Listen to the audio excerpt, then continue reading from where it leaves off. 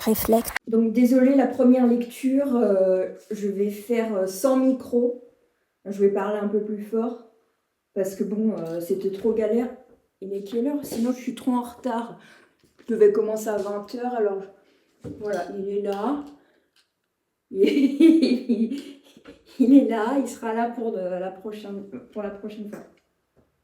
Ok, donc on commence avec les contes de l'Alhambra. Je vais faire les lectures en intégralité. Donc l'introduction. Partir à cheval un beau matin de mai, de Séville vers Grenade avec un ami, un écuyer, des provisions, une carabine pour se défendre contre les bandits, une petite somme d'argent, des mois entiers de liberté devant soi et, pour seule route, celle de la fantaisie.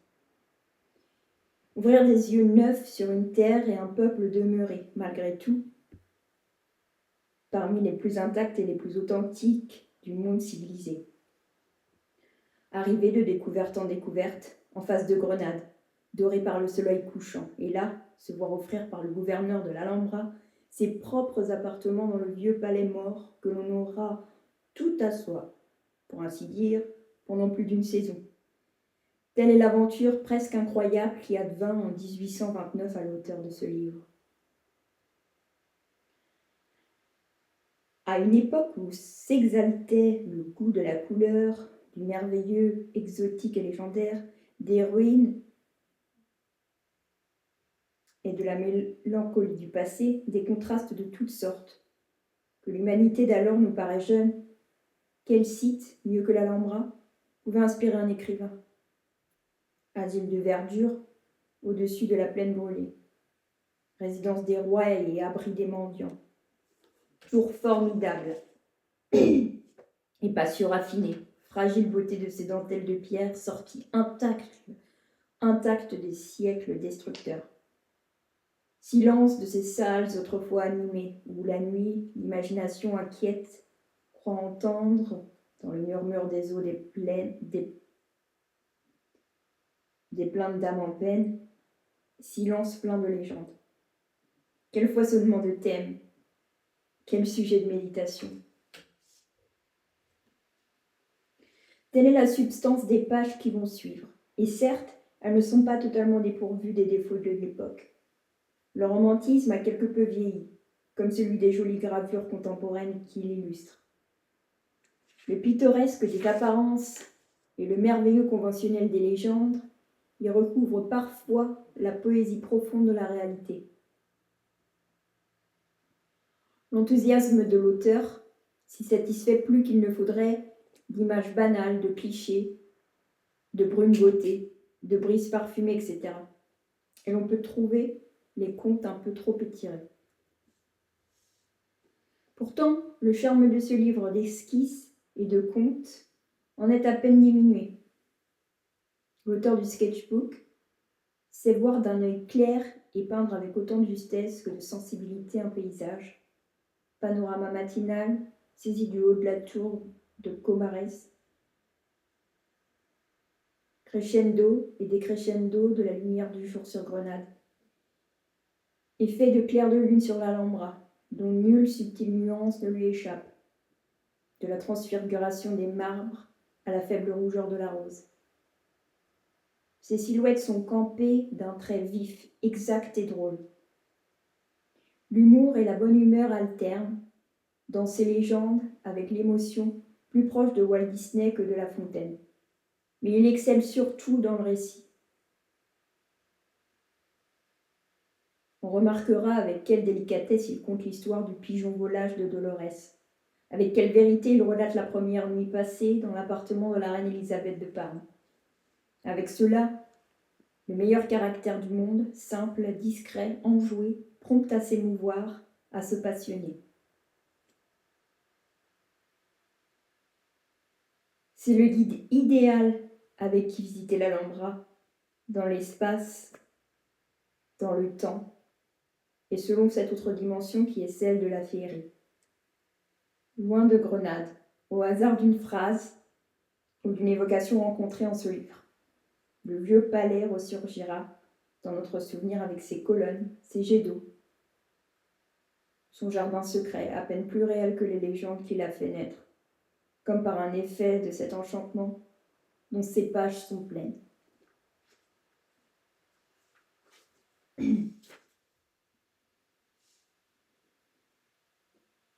Au cours des voyages que nous fîmes ensemble, jadis, certaines vieilles villes d'Espagne, je pense en particulier à Tolède et à Séville, vous vous souvenez peut-être combien nous fûmes sensibles à ce fort mélange de sarrasin et de gothique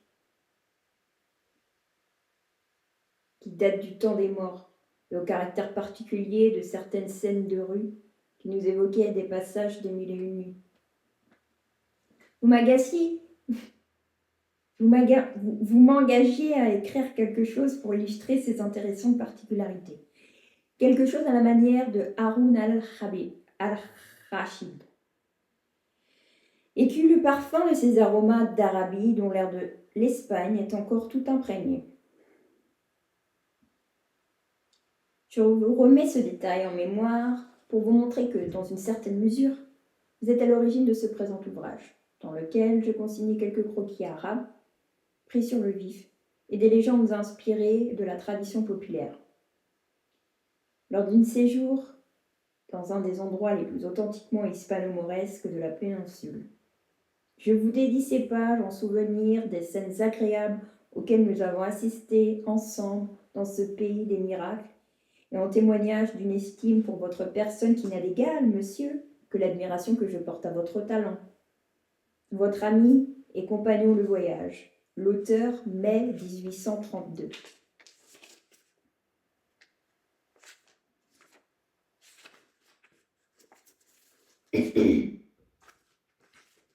Le voyage. Au printemps de 1829, l'auteur de cet ouvrage, que la curiosité avait attiré en Espagne, fit une excursion de Séville à Grenade en compagnie d'un ami, membre de l'ambassade russe de Madrid. Venus l'un et l'autre de contrées éloignées du globe, le hasard nous avait réunis, et la similitude de nos goûts nous engagea à vagabonder ensemble parmi les romantiques montagnes de l'Andalousie. Quels que soient les lieux où il est conduit les devoirs de sa charge, dans le faste des cours ou parmi les richesses plurielles de la nature, si jamais ces pages tombent sous ses yeux, puissent-elles lui rappeler, avec les images de notre aventureuse randonnée, celle de quelqu'un chez qui le temps ni la distance ne sauraient effacer le souvenir de son aimable et précieuse amitié. Mais avant de commencer, qu'on me permette de faire quelques remarques préliminaires sur la terre d'Espagne et sur la façon dont on y voyage. En général, on se représente l'Espagne comme une molle région méditerranéenne, parée de tous les charmes brillants de la voluptueuse Italie. Bien au contraire, hormis quelques provinces maritimes, c'est un pays sombre et sévère, aux monts hérissés, aux plaines immenses, privées d'arbres, ineffables, solitaires et silencieuses, qui présentent tous les caractères de l'Afrique sauvage et désolée. Ce qui accroît cette impression de silence, c'est l'absence d'oiseaux chanteurs, conséquence naturelle du manque de bosquets et de haies. L'aigle et le vautour font de grands cercles autour des falaises, bien au-dessus des plaines. Les loutards timides traversent en bande les bruyères. Mais les myriades de petits oiseaux qui animent toute la physionomie des autres pays ne se trouvent en Espagne que dans quelques provinces, de préférence auprès des vergers et des jardins qui entourent la demeure de l'homme. Dans les provinces de l'intérieur, il arrive parfois aux voyageurs de traverser d'immenses terres sablées, parfois vertes et ondoyantes, d'autres fois sèches et brûlées, et ils cherchent en vain la main qui les a cultivées.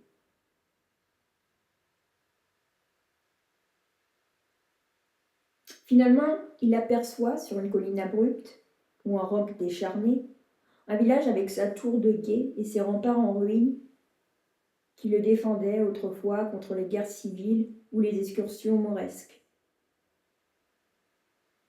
La coutume de se grouper pour se protéger s'est d'ailleurs conservée chez les paysans à la suite des méfaits des pillards. Mais si l'Espagne est à peu près dépourvue de l'agrément des bois et des forêts, ainsi que de l'ornement des plantes cultivées, en revanche, elle y gagne en hauteur et en noblesse, qualité qu'on retrouve chez son peuple. Je crois mieux comprendre la fierté, la bravoure, la frugalité, la tempérance de l'Espagnol, son mal mépris de l'infortune et son dégoût de la mollesse, depuis que j'ai vu le pays qu'il habite. Il y a encore dans l'austère simplicité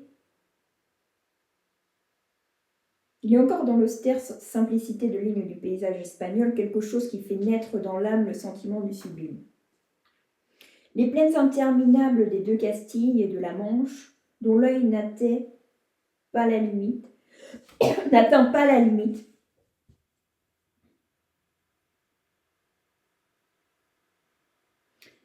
tirent un intérêt de leur nudité même qui évoque la grandeur solennelle de l'océan. En parcourant du regard ces espaces infinis, on voit, ça et là, un troupeau éparpillé sous la garde d'un pâtre solitaire, immobile comme une statue, avec son long bâton au bout effilé à la façon d'une lance. Ou bien c'est une longue file de mules qui chemine lentement sur le plateau, telle une caravane au milieu du désert, ou encore un berger armé d'un tromblon et d'un stylet qui rôde comme un bandit dans la plaine. Ainsi, la terre des mœurs, l'allure même des gens ont un cachet arabe. L'état d'insécurité générale du pays est attesté par le fait que tout le monde porte des armes. Le berger au champ, le pâtre dans la plaine ont leurs mousquets et leurs couteaux. Le villageois se risque rarement jusqu'à la bourgade voisine sans son trabuco. Et parfois même un domestique à pied portant son escopette en bandoulière. Le moindre déplacement s'entoure de préparatifs belliqueux. Les périls de la route ont provoqué un mode de voyage qui s'apparente, quoique sur une moindre échelle, aux caravanes de l'Orient.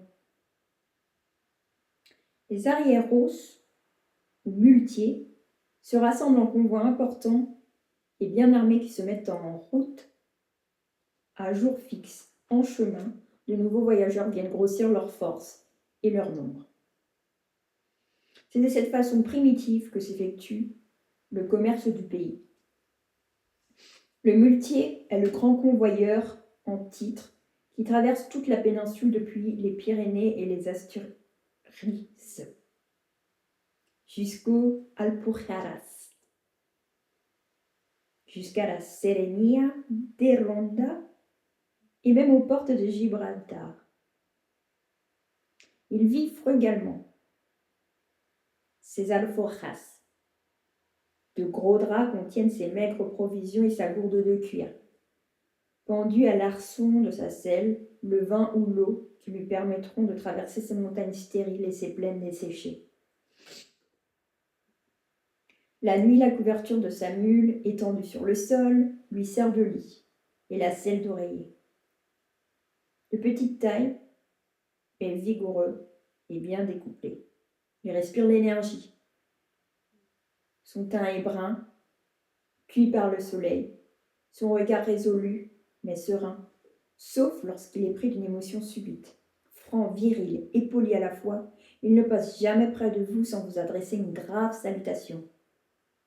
Dios guarde usted. Vaya usted con Dios, caballero.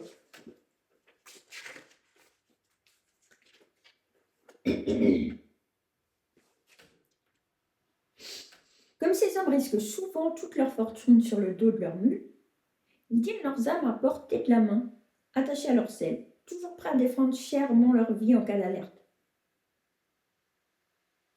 Mais leur nombre est garanti contre les petites bandes de pillards et le bandolero, solitaire, armé jusqu'aux dents, sur ses coursiers andalous, rôde autour d'eux, sans oser les attaquer, comme un pirate autour d'un convoi de vaisseaux marchands. Le muletier espagnol possède un inépuisable répertoire de chants et de ballades qui trompent la monotonie de ses continuels voyages.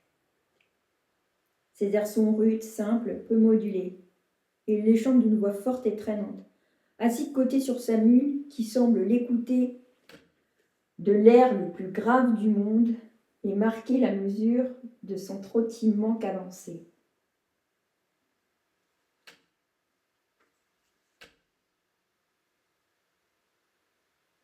Les paroles mises en musique sont souvent de vieux romances traditionnelles sur les morts, des légendes de saints ou bien des chansons d'amour, ou encore, ce qui est plus fréquent, quelques ballades en l'honneur d'un hardi contrabandista et d'un intrépide bandolero.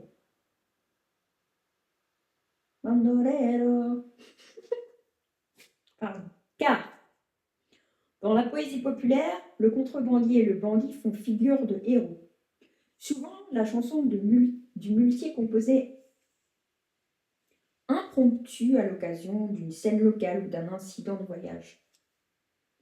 Ce talent d'improvisation, si fréquent en Espagne, serait un héritage des morts.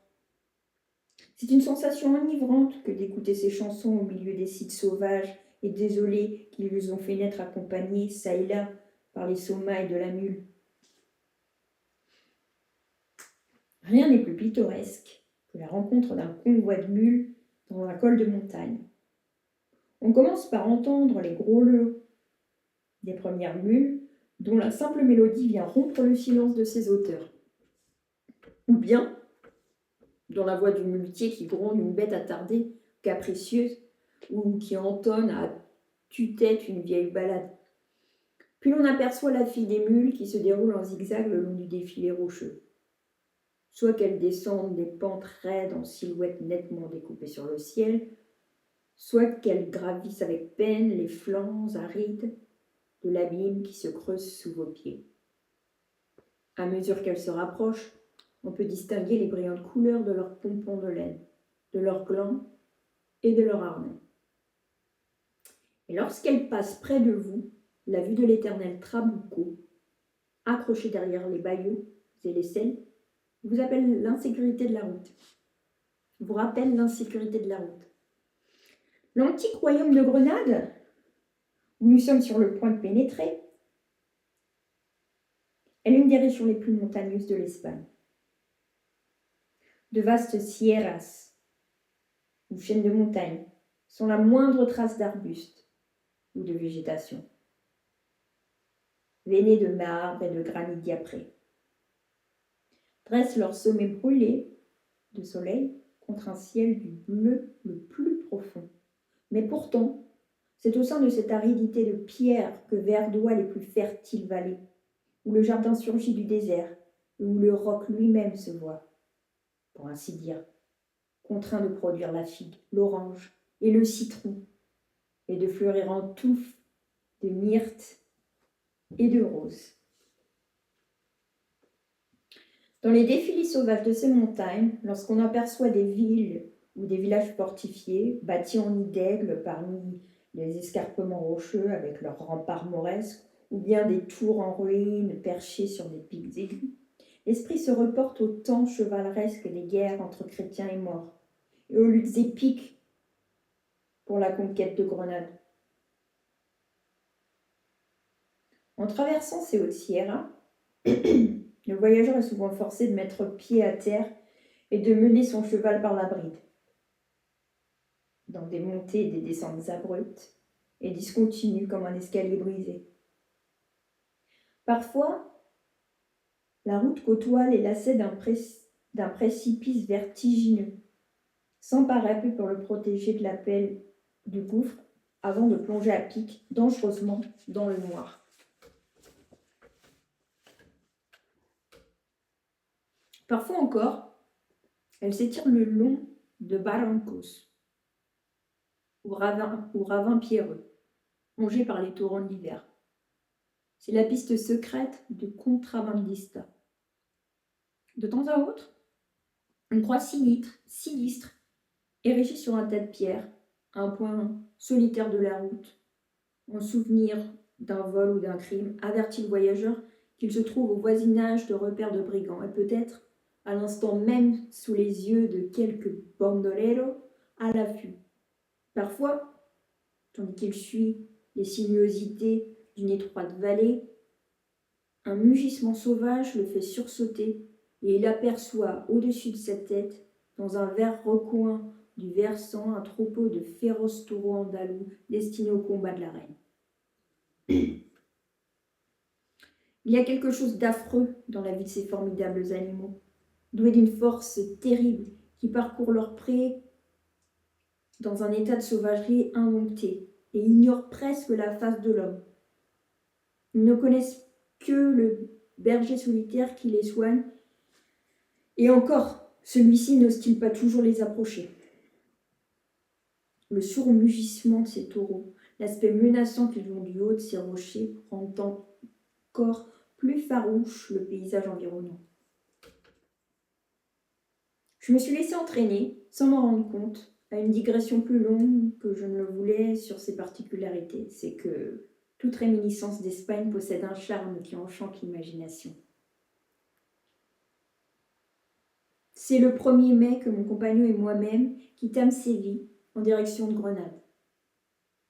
Nous avions fait tous les préparatifs requis pour notre expédition qui devait nous faire traverser des régions montagneuses où les chemins ne sont guère que des sentiers muletiers, trop souvent infestés de voleurs. Nous avions confié la partie la plus précieuse de nos bagages aux arrieros,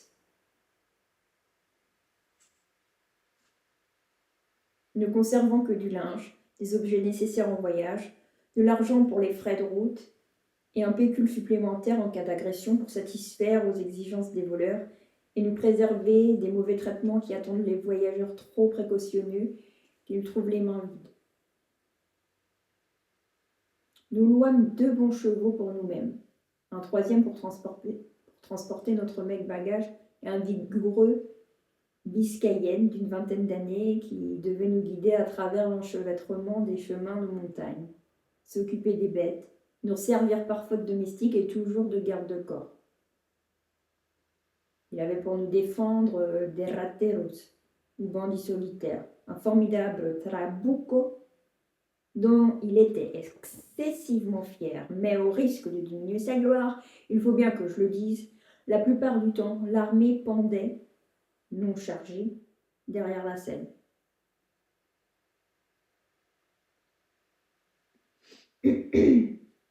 L'arme pendait non chargée, derrière la selle. Au demeurant, le meilleur garçon du monde, fidèle, bon, farci de proverbes et de dictions et de dictons, comme cette perle des écuyers, le célèbre Sancho, dont nous lui donnâmes le nom. Mais en véritable espagnol qu'il était, bien que traité par nous comme un compagnon, il ne dépassa jamais, même au plus fort de son hilarité, les bornes de la déférence et du respect. Désolée, c'est que ça me rappelle les souvenirs. Ainsi équipés et suivis, nous nous mîmes en route,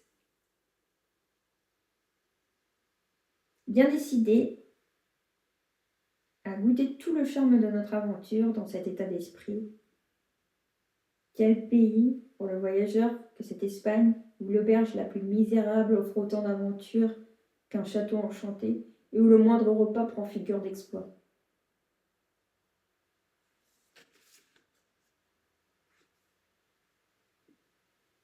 Que d'autres y regrettent les hôtels somptueux, les routes civilisées et tous les raffinements compliqués des pays où règne l'insipide banalité.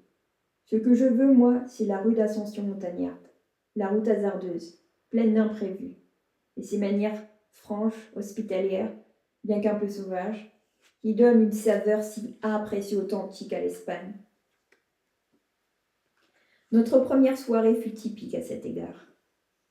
Nous arrivâmes après le crépuscule dans une petite ville nichée au milieu de collines. après un trajet épuisant dans une vaste plaine déserte où nous avions été plus d'une fois douchés par des averses. Dans l'auberge, il y avait un groupe de Mikletés qui faisaient la patrouille dans le pays à la poursuite des voleurs. L'apparition d'étrangers était assez insolite dans cette petite ville perdue. Notre hôte s'en alla dans un coin de la posada étudier nos passeports en compagnie de 2 ou 3 camarades qui chuchotaient dans leur cape brune, tandis que l'alguacil prenait des notes à la lueur indécise d'une lampe. Les passeports rédigés en langue étrangère n'étaient pas faits pour dissiper leur perplexité, et notre écuyer Sancho leur vint en aide, et avec une emphase toute espagnole, nous posa à leurs yeux comme de grands personnages. Entre-temps, quelques cigares royalement distribués à la ronde nous avaient gagné tous les cœurs. Et bientôt, tout le monde parut s'agiter afin de nous recevoir dignement. Le corregidor lui-même vint nous saluer à notre hôtesse, et notre hôtesse avança en grande pompe un énorme fauteuil paillé pour cet important personnage. Le capitaine de la patrouille vint dîner avec nous. C'était un Andalou pétillant qui avait fait une campagne en Amérique du Sud. Il nous conta ses exploits amoureux et belliqueux avec de grands mots, de grands gestes et des œillades pleines de mystères. Il me dit qu'il avait une liste de tous les brigands du pays et qu'il allait les dénicher tous tant qu'ils étaient. En même temps, il nous offrit quelques-uns de ses soldats comme escorte. Un seul suffisait à nous protéger. Señores, les voleurs me connaissent, moi et mes hommes. La vue d'un seul d'entre eux suffira à répandre la terreur dans toute la sierra. Nous le remerciâmes de son offre et lui répondîmes tout aussi simplement qu'avec la protection de notre redoutable Sancho, nous n'avions rien à craindre de tous les ladrones réunis de l'Andalousie.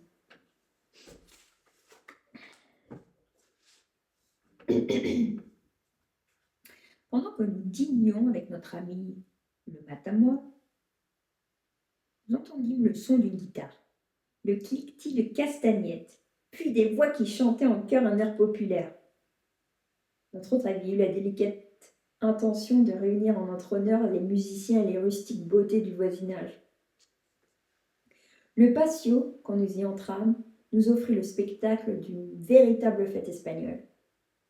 Nous prîmes place, avec nos hôtes et le capitaine de la patrouille, sous la voûte de la cour. La guitare passait de main en main. Elle trouva son Orphée dans la personne d'un jovial cordonnier. Aimable à voir avec ses énormes favoris noirs, les manches retroussées au coude, il pinçait la guitare avec une sûreté magistrale et chantait de petites mélodies amoureuses en lançant des œillades assassines aux femmes, auprès desquelles il était manifestement populaire. Ensuite, il fit un fandango avec une plantureuse andalouse, pour la plus grande joie des spectateurs. Non, aucune des jeunes personnes présentes n'aurait pu se comparer à la jolie Pépita, la fille de notre hôte, qui est allée en cachette se faire une toilette pour la circonstance et couronner sa chevelure de rose, qui se distingua dans un boléro auquel dansa avec un jeune et beau dragon.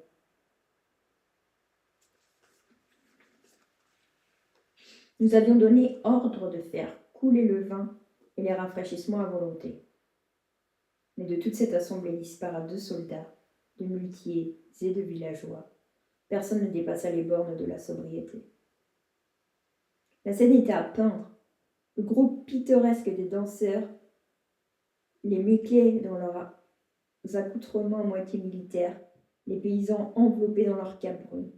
Et je ne dois pas omettre le vieil alguacil, tout maigre dans sa houppelande noire, qui, assis dans son coin, parfaitement indifférent aux réjouissances, continuait à écrire d'une main alerte, à la pâle lumière d'une immense lampe de cuivre, qui datait sans doute de Don Quichotte.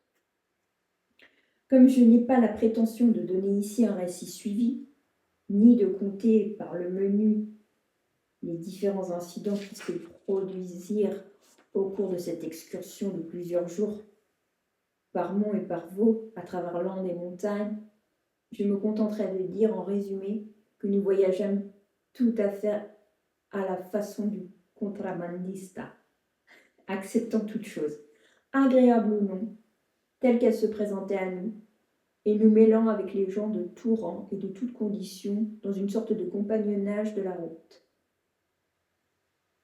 C'est le meilleur moyen de voyager en Espagne.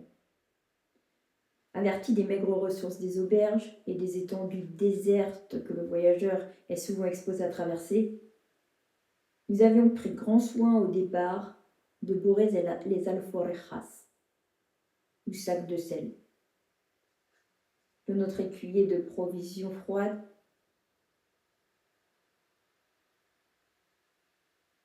et d'emplir jusqu'au goulot son imposante bota ou gourde de cuir, d'un bon vin de Bad de Pagnas.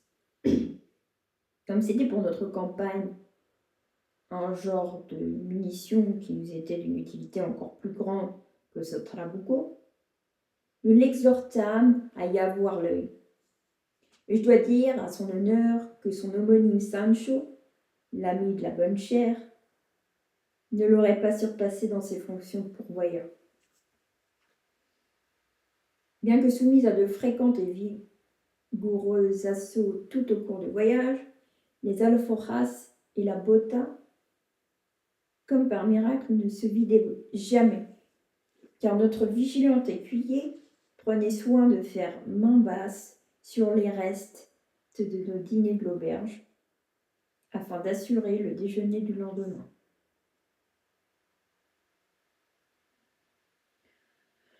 Ah! Quel plantureux festin nous faisions à midi, installés sur une verte pelouse, au bord d'un ruisseau et d'une fontaine à l'ombre d'un arbre. Puis quelle délicieuse sieste sur nos capes, étendues dans l'herbe. Un jour à midi, nous nous arrêtâmes pour faire un repas de ce genre. C'était dans un charmant petit pré, tout entouré de collines couvertes d'oliviers. Nous avions étendu nos capes sur l'herbe, au pied d'un orme, au bord d'un cours d'eau murmurant. Nos cheveux, mis à la tâche, pouvaient paître tout leur content. Sancho nous exhiba ses alforjas avec un air de triomphe. Elle contenait la récolte de 4 jours d'errance, et s'était aussi considérablement enrichie du butin de la veille, pris dans une auberge particulièrement fournie d'antequera. Notre écuyer en tira un à un les articles les plus disparates, et cela n'en finissait plus. Ce fut d'abord une épaule de chevreau rôtie, à peine faisandée, puis une perdrix entière, puis un gros morceau de morue salée, enveloppé dans du papier, puis un reste de jambon, puis un demi-poulet, le tout accompagné de plusieurs petits pains et d'une kyrielle d'oranges, de figues, de raisins secs et de noix. Quant à sa bota, elle s'était enflée d'excellents vins Malaga. À chaque nouvelle apparition de vivre, il se délectait de notre stupéfaction, se renversait sur l'herbe et riait à gorge déployée. Rien ne faisait plus plaisir à ce cœur simple que d'être comparé, pour sa dévotion à la bonne chère, au célèbre écuyer de Don Quichotte.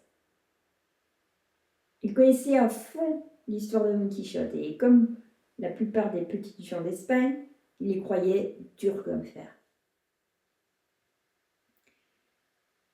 Mais pourtant, tout ça, c'est arrivé il y a longtemps, n'est-ce pas, Seigneur ? Me demanda-t-il un jour avec un regard interrogateur. Il y a très longtemps. Il y a plus de 1000 ans, je crois, continua-t-il, pas très fixé. Pas moins. Et notre écuyer fut satisfait. Or, nous étions au milieu du repas décrit plus haut, à nous divertir de l'innocente drôlerie de notre écuyer lorsque nous vîmes approcher un mendiant. On aurait pu le prendre pour un pèlerin. Il était manifestement très vieux, avec une barbe grise, et il s'aidait d'un bâton, mais l'âge ne l'avait pas courbé. Il se tenait très droit et conservait quelques vestiges d'une beauté ancienne, portait un chapeau rond d'Andalousie, une veste en peau de mouton, un pantalon de cuir, des guêtres et des sandales. Son costume, bien cuisé et raccommodé, était décent, et ses manières pleines de franchise. Il s'adressa à nous avec la grave courtoisie qu'on trouve même chez l'Espagnol le plus pauvre. Nous étions d'humeur propice à accueillir un tel visiteur, et dans un élan quelque peu fantasque de charité, nous lui offrîmes de l'argent, une miche de bon pain de froment et un gobelet de notre bon vin de Malaga. Il reçut le tout avec une gratitude exempte de toute obséquiosité. Il goûta le vin, l'éleva à la lumière, avec une légère lueur de surprise dans les yeux, puis l'avalant d'un trait. « Voici des années que je n'ai pas goûté un tel vin, dit-il. C'est un cordial pour le cœur d'un vieillard. » Puis, regardant le beau pain de froment, « Bendito sea tal pan, soit béni un tel pain, s'exclama-t-il. Puis il le mit dans sa besace. Nous le priâmes de le manger sans plus tarder. No, señores, répondit-il pour le vin. Je devais le boire ou le laisser, mais le pain, je dois l'apporter chez moi pour le partager avec ma famille. Notre Sancho nous consulta du regard et sur notre permission muette, donna au vieillard quelques bons morceaux de notre repas. Mais en insistant pour qu'il s'assit et mangeât, toutefois, devant nous.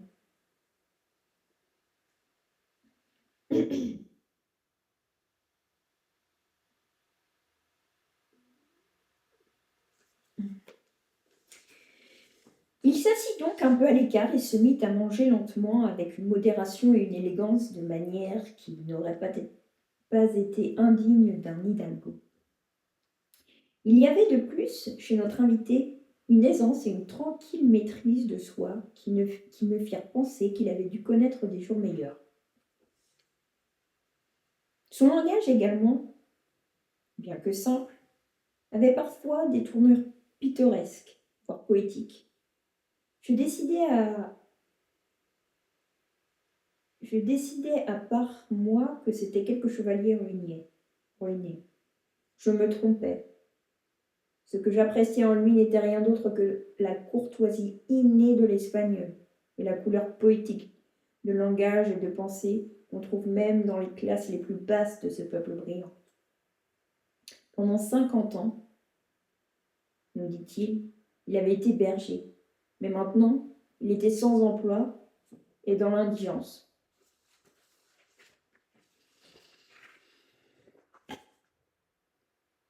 Quand j'étais jeune, rien ne pouvait m'atteindre ou me troubler. J'étais toujours bien, toujours gai. Mais maintenant, j'ai 79 ans. J'en suis réduit à la mendicité et le cœur commence à me manquer. Pourtant, il n'était pas mendiant de son état. C'était seulement depuis peu que le besoin l'avait contraint à cette dégradation. Il nous fit une émouvante peinture du conflit qui s'était produit en lui entre la faim et la fierté, lorsqu'il avait été en proie pour la première fois à l'affreux dénuement. Il retournait chez lui de Malaga sans argent. Il n'avait pas mangé depuis quelque temps et traversait une de ces vastes plaines d'Espagne où les habitations sont extrêmement rares. Lorsqu'à moitié mort de faim, il avait frappé à la porte d'une venta ou auberge de campagne. « Perdone usted por Dios, hermano. » « Frère, excusez-nous pour Dieu. » Lui avait-on répondu, selon la formule employée en Espagne pour refuser l'aumône. « Je m'en allais, fit-il, avec une honte encore plus grande que ma faim, car mon cœur était encore trop fier. J'arrivai à un fleuve qui avait de hautes rives et un courant rapide, et je fus tenté de m'y jeter.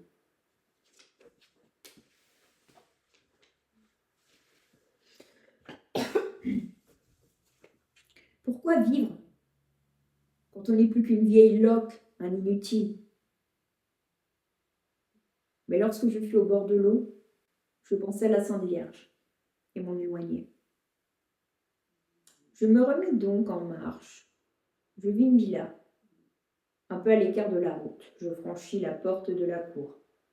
La porte de la maison était fermée, mais il y avait deux jeunes señoras à une fenêtre. Je m'approchai et tendis la main. Perdone por Dios, hermano, me répondit-on de nouveau en fermant la fenêtre. Je m'esquivai comme un voleur, mais la faim fut la plus forte. Le cœur me manqua. Je crus ma dernière heure venue. Je m'étendis devant la grille d'entrée, recommandai mon âme à la Sainte Vierge et couvris mon visage pour mourir. Mais bientôt, le maître de la maison, qui rentrait chez lui, me vit étendu à sa grille. Il me découvrit le visage, eut pitié de mes cheveux gris, me fit entrer dans sa maison et me donna à manger. Ainsi, señores, vous voyez qu'il faut toujours avoir foi en la protection de la Vierge. Le vieillard retournait à son village natal, Archidoma, qui était juché, non loin de là, sur le sommet d'une montagne abrupte et hérissée. Il nous montra du doigt les ruines de son vieux château arabe. Ce château, fit-il, était habité par un roi mort du temps des guerres de Grenade. La reine Isabelle l'attaqua avec une grande armée, mais le roi, du haut de son château perdu dans les nuages, la défiait avec mépris. Là-dessus, la Vierge apparut à la reine et la guida, avec son armée, par un chemin mystérieux dans la montagne que personne ne connaissait. Quand le mort la vit arriver, il fut si stupéfait qu'il se jeta avec son cheval dans un précipice où il fut broyé. On voit encore sur le bord du rocher les marques des sabots de son cheval. Regardez, señores, vous voyez là-bas la route par laquelle la reine et son armée sont montées. On dirait un ruban sur le versant de la montagne. Mais le miracle est qu'on ne l'aperçoit que de loin. Quand on s'en approche, il disparaît. La route fictive qu'il nous désignait était sans doute un ravin sablonneux qui de loin paraissait étroit et nettement dessiné, mais qui de près s'élargissait jusqu'à perdre toute forme. Sous l'effet des libations qui réchauffaient son cœur, le vieil homme nous conta une autre histoire, celle du trésor enseveli sous le château par le roi mort. Sa propre maison touchait presque aux fondations du château. Le curé et le notaire avaient fait, par 3 fois, le rêve de ce trésor, et ils s'étaient mis à entreprendre des fouilles à l'endroit que leur rêve leur avait révélé. Son beau-fils avait même entendu, la nuit, le bruit de leurs pioches et de leurs pêches. Ce qu'ils avaient découvert, personne ne le savait. En tout cas, du jour au lendemain, il était devenu riche. Il n'avait rien divulgué. Ainsi, notre vieillard avait été le voisin de la fortune.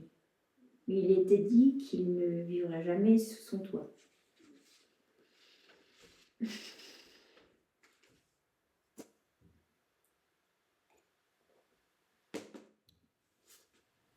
J'ai remarqué que les histoires de trésors enfouis par les morts, si populaires dans toute l'Espagne, reviennent le plus souvent dans la bouche des plus infortunés. C'est ainsi que notre mère nature compense avec des mirages le manque de choses palpables. L'homme altéré rêve de fontaines et d'eau courante. Celui qui a faim de banquets fabuleux, et le miséreux de montagnes d'or secrètes, sûrement. Rien n'est plus riche que l'imagination d'un mendiant. Le dernier croquis de voyage que je donnerai ici sera une scène de nuit dans la ville de Loja. Loja est autrefois un célèbre poste frontier du temps des morts. Ferdinand avait été repoussé de ses murs. C'était la forteresse du vieil Aliatar, le beau-père de Boabdil. C'est de là que le vieux guerrier farouche avait déclenché avec son gendre cette désastreuse offensive qui devait s'achever par la mort du chef et la capture du roi. Loja occupe une situation fantastique sur les rives de Genil, au fond de gorges profondes entre des rochers et des bois. des prairies et des jardins. Ses habitants semblent conserver l'esprit farouche d'antan. Notre auberge était dans le ton du lieu. Elle était tenue par une jeune et belle veuve andalouse, dont la sémillante bosquinia de soie noire, frangée de perles de verre, faisait valoir la gracieuse ligne d'une silhouette ronde et souple. Sa démarche était élastique et assurée, son œil noir, plein de feu, et la coquetterie de ses façons, ainsi que ses atours, montraient qu'elle avait l'habitude d'être admirée. Elle formait avec son frère, qui avait à peu près son âge, un couple parfait. C'étaient les modèles idéaux du majo et de la maja andalouse. Il était grand, vigoureux, bien fait, avec un teint clair, un peu olivâtre, des yeux de braise et des favoris marrons, tout bouclés, qui se rejoignaient sous son menton. Il était superbement habillé dans un boléro de velours vert qui le moulait et qui s'ornait d'une profusion de boutons d'argent et de mouchoirs blancs à chaque poche. Il avait un pantalon du même tissu, avec des rangées de boutons descendants, des hanches aux genoux, un mouchoir de soie rose passé autour du cou, noué par un anneau sur les plis impeccables de sa chemise, un foulard assorti, serré à la taille, des bottines ou jambières du plus beau cuir roux, artistement travaillé et découvrant le bas à la hauteur du mollet. Enfin, des souliers de même ton qui mettaient en valeur un beau pied. Comme il se tenait à la porte, un cavalier vint à lui et se mit à lui parler à voix basse, d'un ton sérieux.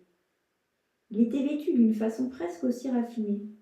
C'était un homme d'une trentaine d'années trapu, aux traits romains, et beau dans l'ensemble, bien que légèrement grêlé de petites vérolles, l'air hardi, quelque peu audacieux. Sa puissante monture noire, ornée de pompons, brillamment caparaçonnés, portait une paire de tromblons derrière sa selle. L'homme avait l'air d'un de ces contrabandistas que j'ai vus depuis dans la montagne de Honda, et semblait s'entendre assez bien avec le frère de mon hôtesse. Si je ne m'abuse, il était un admirateur déclaré de la jolie veuve. À vrai dire, on sentait le contrebandier dans toute l'auberge et chez ceux qui la fréquentaient. Dans un coin, le tromblon voisinait avec la guitare. Le cavalier décrit plus haut passa la soirée dans la posada. Il chanta avec fougue plusieurs airs de montagne. Comme nous dînions, nous vîmes arriver deux pauvres Asturéens qui demandèrent si on voulait bien les nourrir et les héberger pour la nuit. Comme ils revenaient d'une foire dans les montagnes, ils étaient tombés dans un guet-apens tendu par des voleurs, et ceux-ci leur avaient enlevé un cheval qui portait toutes leurs marchandises, les avaient dépouillés de leur argent et de leurs habits, les avaient battus pour avoir résisté et abandonnés presque nus sur la route. Mon compagnon, avec sa générosité si spontanée, leur commanda un dîner et une chambre, et leur remit une somme d'argent qui leur permettrait de retourner chez eux. Comme l'heure avançait, les dramatis persona augmentèrent. Un homme d'une soixantaine d'années, grand et fort, entra d'un pas nonchalant dans l'auberge et se mit à causer avec l'hôtesse. Il portait le costume andalou ordinaire, mais serrait sous son bras un énorme sabre. Il avait de grandes moustaches et un air superbe et crâneur. Tout le monde semblait le tenir en grande déférence. Notre écuyer Sancho nous murmura que c'était Don Ventura Rodriguez, le héros et défenseur de Loja, fameux pour ses prouesses et la force de son bras. Lors de l'invasion française, il avait surpris 6 soldats endormis. Après avoir mis leurs chevaux en sécurité, il les avait attaqués avec son sabre, en avait tué quelques-uns et avait fait le reste prisonnier. Pour cet exploit, le roi lui verse une pension d'une peseta, soit le 5e d'un duro ou dollar, par jour, et lui a conféré le titre de Don. Je m'amusais de sa grandiloquence de langage et de manière. C'était évidemment un pur andalou, aussi vantard qu'il était brave. Il a toujours son sabre en main ou sous son bras. Il le promène toujours avec lui comme une fillette fait avec sa poupée. Il l'appelle sa Santa Teresa et déclare que lorsqu'il le tire, tiembla la tierra, la terre tremble. Je veillais longtemps à écouter les divers propos de ce groupe disparate qui avait fraternisé aussitôt, comme on fait dans les possades espagnoles. Nous eûmes des chansons de contrebandiers, des histoires de voleurs, des exploits de guérilla et des légendes mauresques. Finalement, ce fut au tour de notre belle hôtesse de nous faire un récit poétique des infiernos, les régions infernales de Laura, de sombres cavernes où des eaux et des cascades souterraines font des bruits mystérieux. Les gens du peuple disent que, depuis le temps des morts, des feux montagneurs, non, des faux monnayeurs s'y enferment et que les rois morts gardaient leurs trésors dans ces cavernes.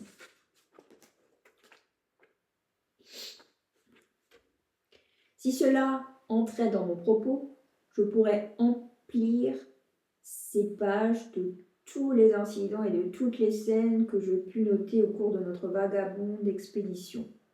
Mais je me suis donné un sujet différent. Voyageant ainsi, que je l'ai dit, nous émergeâmes finalement des montagnes pour déboucher dans l'admirable Béga de Grenade. Et c'est dans un bosquet d'oliviers, au bord d'un ruisseau, que nous prîmes notre dernier déjeuner. Face à la vieille capitale mauresque surgit, dans le lointain, fascinée par les tours vermeilles de l'Alhambra, tandis que, bien au-dessus d'elle, les sommets neigeux de la Sierra Nevada brillaient comme de l'argent. C'était un jour sans nuages. De fraîches brises de montagne venaient tempérer l'ardeur du soleil. Après avoir pris notre repas, nous étendîmes nos manteaux et fîmes notre dernière sieste, bercés par le bourdonnement des abeilles parmi les fleurs et le roucoulement des ramiers alentours. Quand les heures les plus chaudes furent passées, nous reprîmes notre voyage, et après avoir cheminé entre des haies d'aloe et de cactus, à travers d'immenses jardins, nous arrivâmes au crépuscule, devant la porte de Grenade.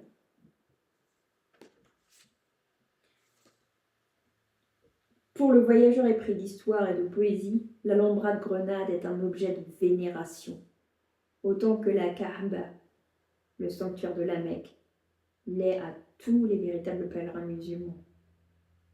Que de légendes et de traditions vraies ou fabuleuses, que de chansons et de romances arabes et espagnoles, d'amour, de guerre, de chevalerie sont liées à ce romantique édifice.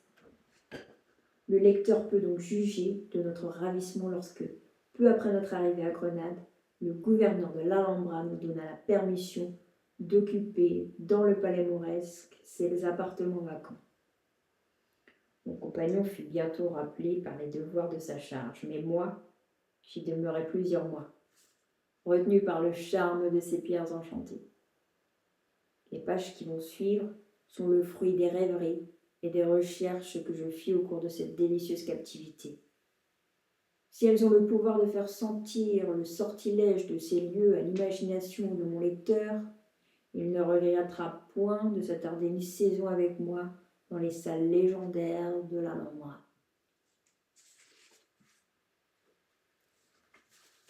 Une photographie de l'Alhambra. Ouais.